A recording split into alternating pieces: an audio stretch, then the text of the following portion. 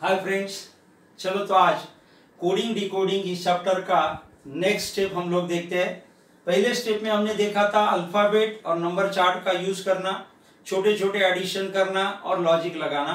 अब coding decoding का part 2 थोड़ा सा ध्यान से देखिए। क्वेश्चन बहुत ही इंटरेस्टिंग आते हैं इस टाइप के क्वेश्चन में, ध्यान से देखिए। If Pune is called as Goa, comma Goa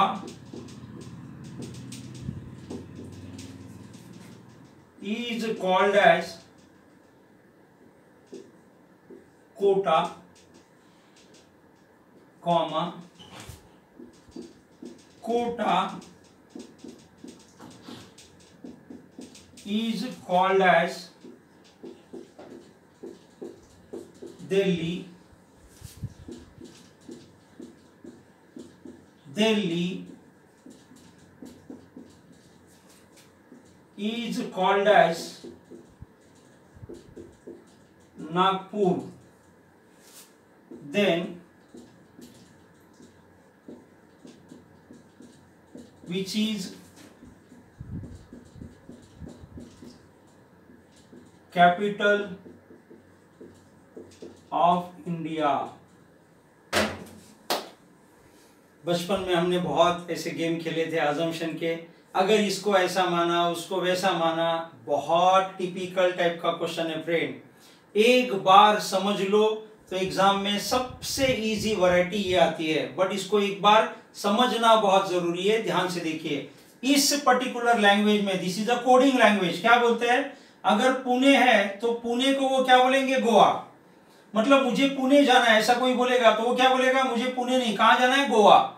Goa को क्या बोलते हैं वो लोग, कोटा। मतलब गोवा जाने वाला कहां जाता बोलता है, कोटा। समझ रहे हो ना आप। इस तरह के कोडिंग में ये पुणे को वो गोवा बोलेंगे, गोवा को कोटा बोलेंगे।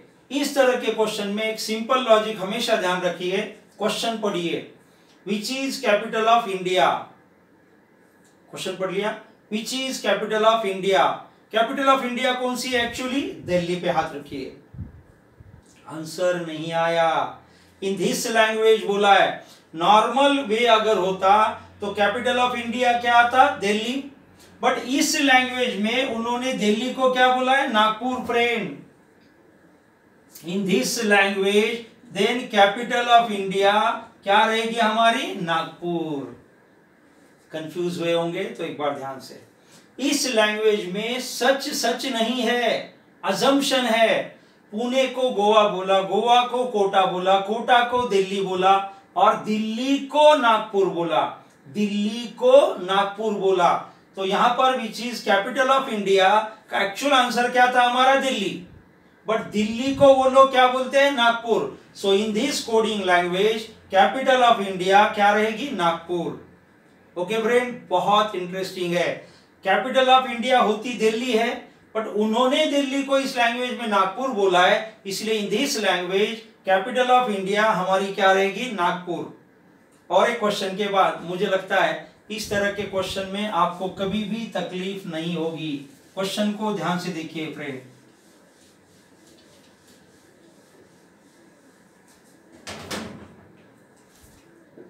If black is called as blue, comma blue is called as yellow, yellow is called as white, and white is called as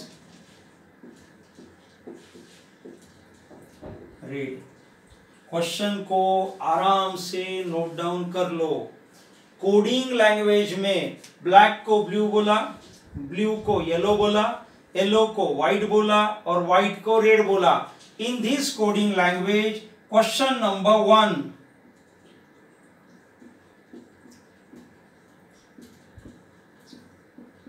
colour of sky.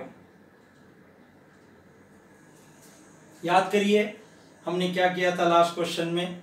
In this coding language colour of sky, actual colour of sky क्या होता है? Blue. Actual colour of sky क्या होता है? Blue. But उन्होंने blue को क्या बोला है? येलो। उन्होंने ब्लू को क्या बोला है? येलो। मतलब इन this language colour of sky क्या रहेगा friends? Yellow. And last question, इसके बाद मुझे लगता है कभी भी आपको इस तरह के colour of milk in this language best of luck. Colour of milk in this language best of luck.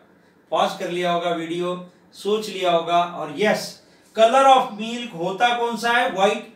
But इन्होंने व्हाइट को क्या बोला है? Red. So in this coding language milk का कलर कैसे होगा फ्रेंड? रेड। और ये बहुत इंपॉर्टेंट और इंटरेस्टिंग वैरायटी थी। मुझे लगता है इस वीडियो को अगर आप थोड़ा सा लोअर एज के स्टूडेंट हो तो पापा मम्मी के साथ शेयर कीजिए, और हायर एज के स्टूडेंट हो तो मुझे नहीं लगता है कि फिर से आपको इस तरह के क्वेश्चन में कभी भी किसी की हेल्प लगेगी। तो ये एक स्पेसिफिक वैरायटी आज हमने देखी है जिसमें आप इस तरह के इफ एंड देन वाले कोडेड कलर के क्वेश्चंस आसानी से देख सकते हो। और इस तरह का एक क्वेश्चन है जो बहुत ही कॉमन है, जो एग्जाम में अलग अलग तरह से आता है। क्वेश्चन देखिए क्या है। If 125 is equal to MKT, 416 is equal to JMZ, 241 is equal to KJM। Question note कर लीजिए, ये हर क्वेश्चन कंपलसरी एग्जाम में रोटेशन में आते ही है, और एक बार आपने ये वैरायटी को ध्यान से पढ़ लिया तो फिर जिंदगी में दोबारा करने की जरूरत नहीं है। अब ये क्वेश्चन में देखो क्या दिया है। 125 को ये बोला, 416 को ये बोला, 241 को ये बोला, और एग्जाम में बोलते हैं देन 264 मीन्स व्हाट। क्वेश्चन ध्यान से देखिए, बार बार बोल रहा हूं, कोडिंग डिकोडिंग में जो दिखता है वैसा अज्यूम नहीं करने का। कोड क्या किया होगा, लॉजिक क्या लगाया होगा, ये ढूंढने की आदत लगाना है। इस तरह के जब कंपैरिजन चार्ट दिए होंगे, कुछ नंबर्स होंगे, कुछ डायग्राम्स होंगे, कुछ सिंबल्स होंगे, कुछ भी आएगा, इस तरह के क्वेश्चन का एकमात्र शॉर्टकट है जो आज मुझे लगता है कि आपने एक बार ध्यान से देखना जरूरी है। जब इस तरह का मिक्स बैक क्वेश्चन आएगा तब रूल नंबर वन ध्यान से देखिए फ्रेंड। पहले इन तीनों के पास ध्यान से देखिए, इसको रो 1, रो 2, रो 3, तीनों रो में कॉमन नंबर कोई है क्या? पहला स्टार्ट में कर रहा हूं, तीनों में कोई कॉमन नंबर है क्या? आपका आंसर क्या रहेगा? 1। पेंसिल से इस 1 को राउंड कर दो। मेरे साथ ही करना फ्रेंड, क्योंकि आपको इसी तरह का काम एग्जाम में करना होगा पेंसिल इरेजर के साथ। तीनों रो में 1 नंबर कॉमन था, मैंने नंबर 1 को राउंड कर लिया। अब मैं इधर आता हूं, तीनों रो में कॉमन अल्फाबेट कोई है क्या?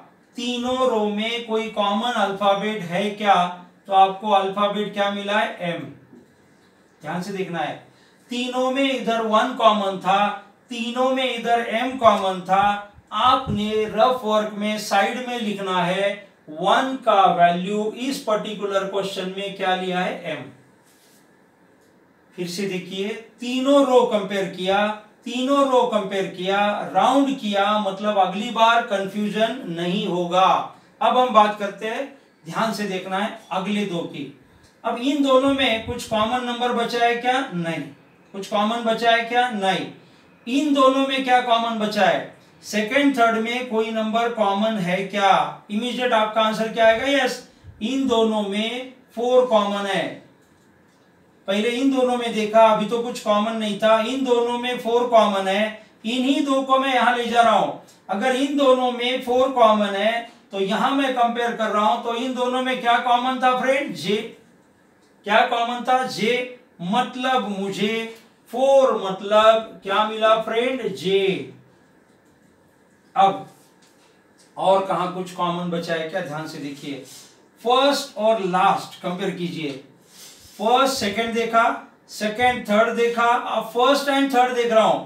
फर्स्ट एंड थर्ड में आपको ध्यान में आया होगा नंबर 2 कॉमन है। फर्स्ट और थर्ड में नंबर 2 कॉमन है, तो यहां फर्स्ट और थर्ड में मुझे के कॉमन मिला। इसका मतलब 2 के जगह पर मुझे क्या लिखना होगा फ्रेंड? के। अब आगे देखिए, इसमें क्या बचा था? 5, तो यहां क्या बचा है? टी। तो 5 इज इक्वल टू क्या हो गया? टी। यहां 6 बचा था, यहां z बचा था, तो 6 इज इक्वल टू आपने लिया z। यहां कुछ भी बचा नहीं, यहां भी कुछ भी नहीं बचा।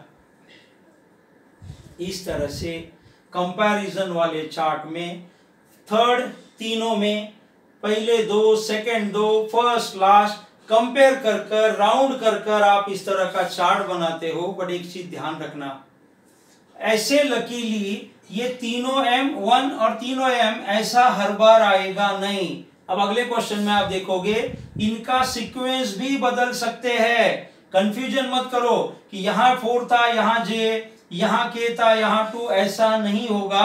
सिर्फ देखना है कॉमन क्या है। तीनों में 1, तीनों में M, इन दोनों में 4, इन दोनों में J। इस तरह से सर्कल के बाद आपको पता चलेगा every alphabet and number allocate हो चुके। इस तरह से अब आपको पूछा है 264। अब आप 264 को यहां 2 मतलब क्या आएगा? के। 6 मतलब क्या आएगा? जेड। एंड 4 मतलब क्या आएगा? जे। हो गया answer.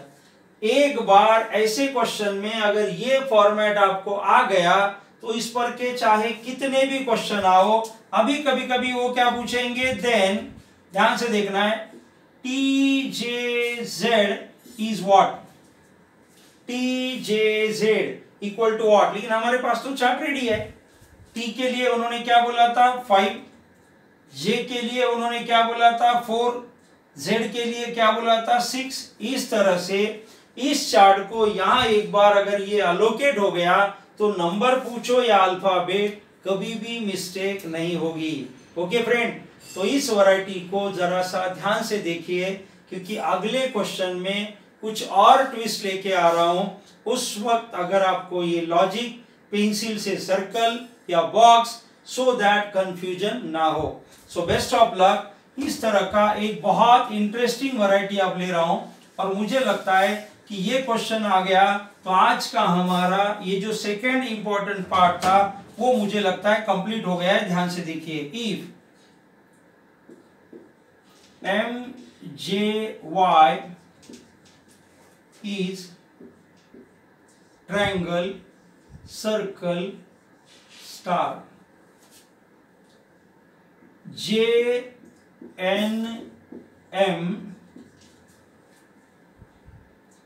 circle, box, triangle,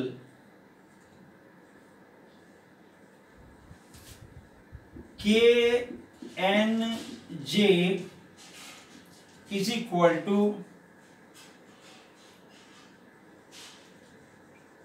dark circle,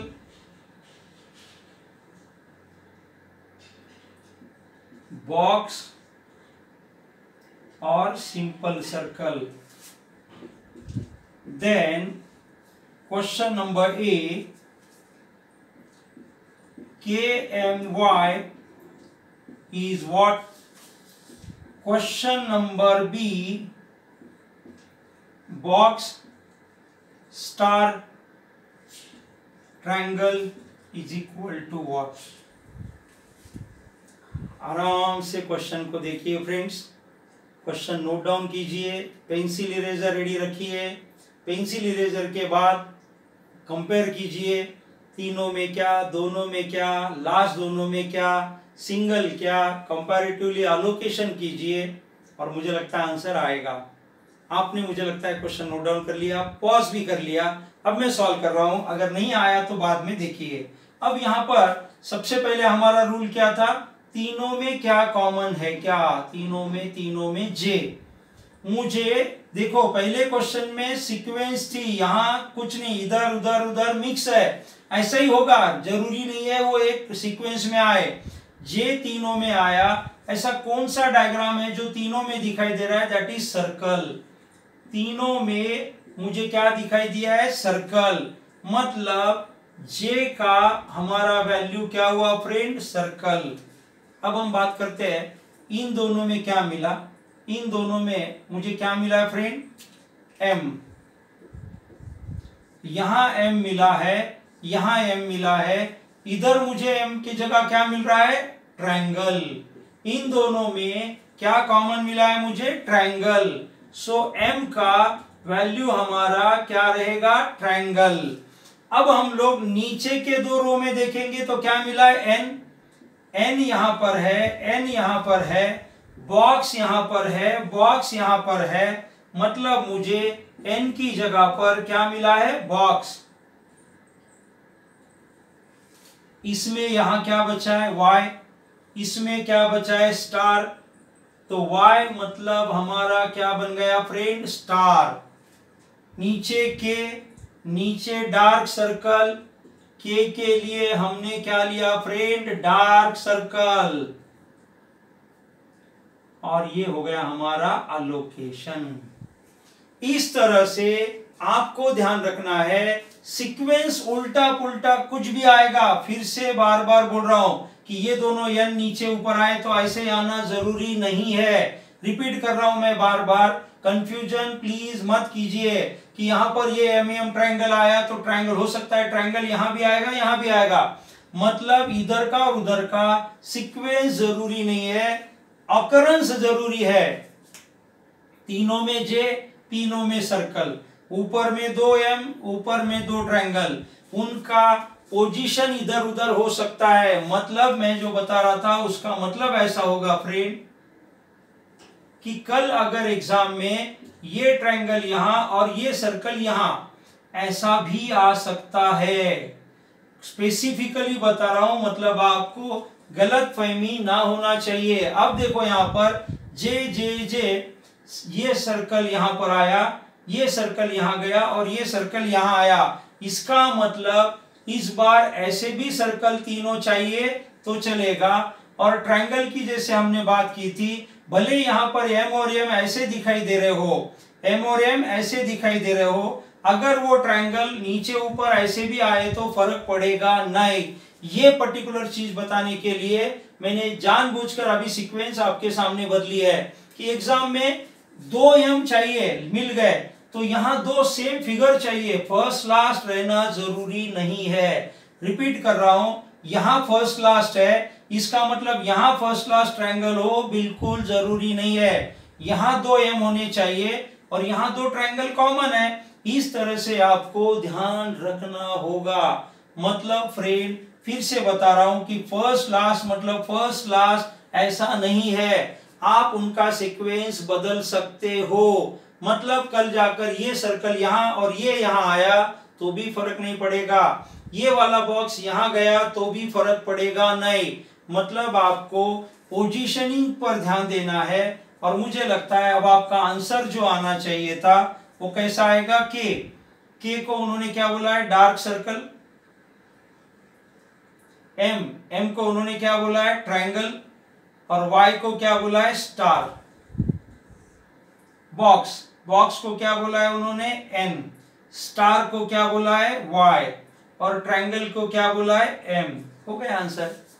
मतलब इस टाइप के क्वेश्चन में प्रायोरिटी जरूरी है, तीनों में ऊपर 2 नीचे 2 फर्स्ट लास्ट सर्कल करते चलिए, तो मुझे लगता है इस तरह के वैरायटी में आपका आंसर कभी भी रॉन्ग आएगा नहीं। सिर्फ मैंने बोला वैसा सीक्वेंस जरूरी नहीं है, नंबर्स जरूरी है, 3 बार 3 बार, 2 बार 2 बार। सो ये था एक बहुत ही specific variety.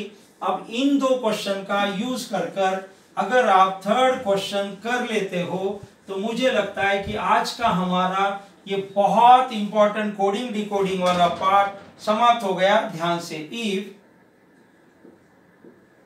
PRE NAT BIS मतलब smoking is harmful,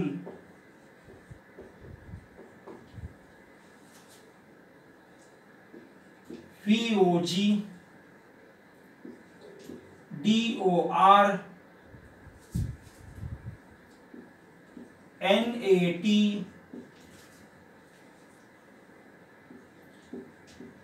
avoid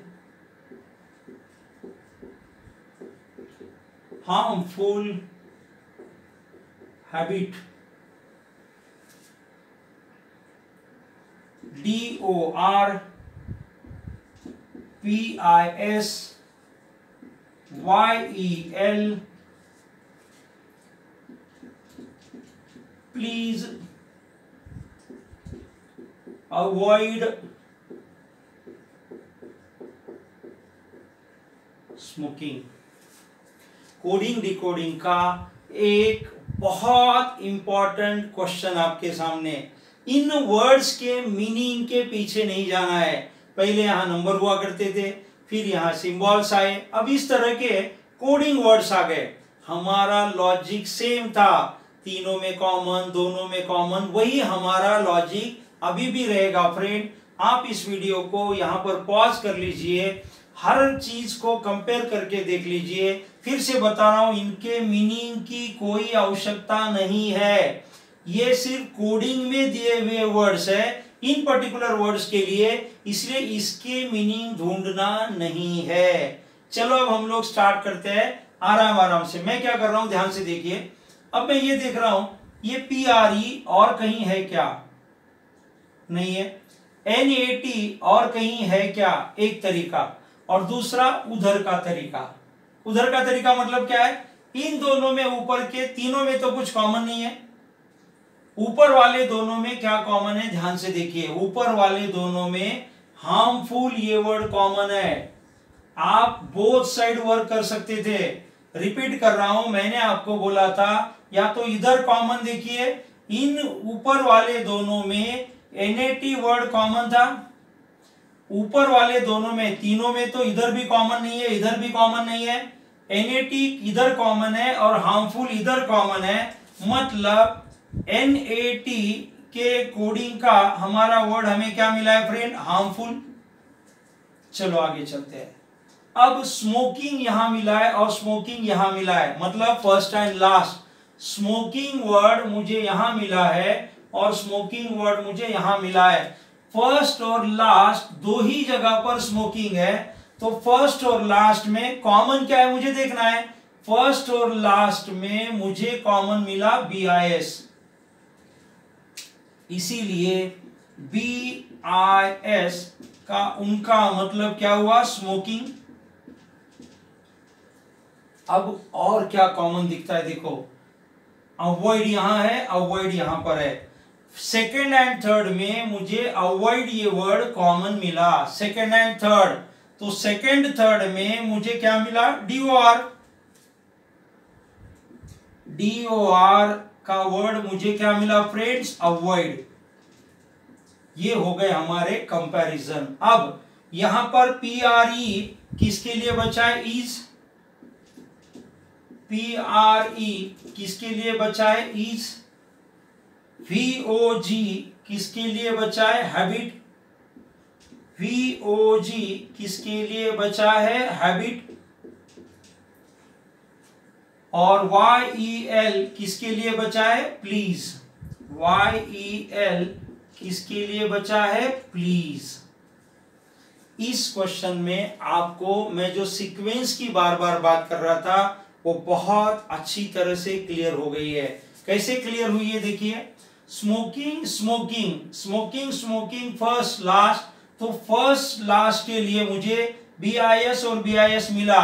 sequence same रहना जरूरी नहीं है कि स्मोकिंग यहाँ आया तो यहाँ पर ही आना चाहिए ना, कहीं पर भी इन दोनों में, कहीं पर भी इन दोनों में, कहीं पर भी इन दोनों में आया आपका अवॉइड, तो कहीं पर भी इन दोनों में आपका आया डीओआर। इस तरह से सीक्वेंस इंपॉर्टेंट नहीं है। इस कोडिंग लैंग्वेज में आपको पहले तीनों में कॉमन, फर्स्ट टू में कॉमन, सेकंड टू में कॉमन, फर्स्ट लास्ट में कॉमन एंड देन सिंगल, कि जो कहीं पर भी रिपीट नहीं है।